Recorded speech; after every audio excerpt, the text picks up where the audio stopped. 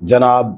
عابس بن ابی شبیب شاکری تمام جنگوں میں انہوں نے حصہ لیا، اپنی شجاعت کی وجہ سے یہ پورے عرب میں مشہور تھا۔ ان کا قبیلہ جو کہ بنو شاکر ہے اور ہمدان کی ایک شاخ ہے،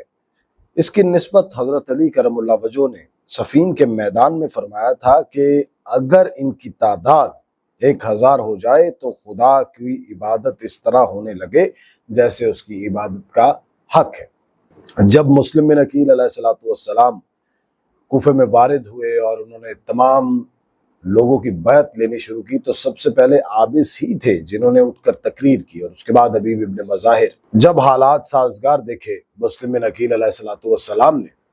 تو انہوں نے امام حسین کو خط لکھا،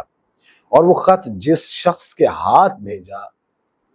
وہ ہیں جناب عابس بن ابی شبیب شاکری علیہ السلام۔ امام پاک علیہ السلام کی خدمت میں حاضر ہوئے اور کہا، بخدا روئے زمین پر کوئی ایسا نہیں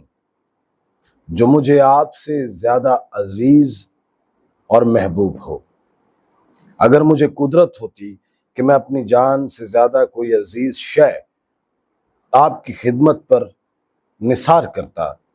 تو میں بالکل بھی دریغ نہ کرتا، لیکن اب تو بس میری جان باقی رہ گئی ہے، تو مجھے اجازت دیجیے کہ میں خدا کو گواہ بناتے ہوئے اپنا فریضہ سر انجام دوں۔ ربی بن تمیم جو کہ فوج لعین میں سے ہے، اس نے کہا کہ جب میں نے عابس کو دیکھا تو میں فوری طور پر پہچان گیا، چنانچہ اس نے اپنے ساتھیوں سے کہا کہ یا ایھا الناس، یہ شیروں کا شیر ہے،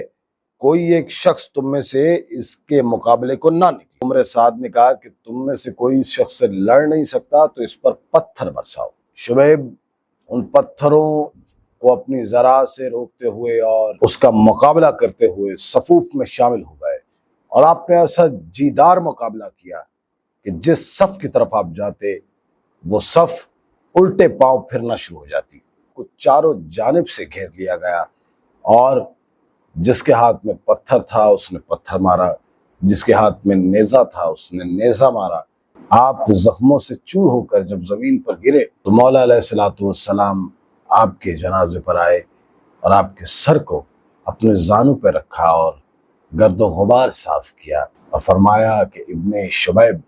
تم ہمیشہ سے ہمارے وفاداروں میں سے ہو، اور جنت تم کو مبارک ہو، ہم بھی تمہارے ساتھ آنے والے ہیں۔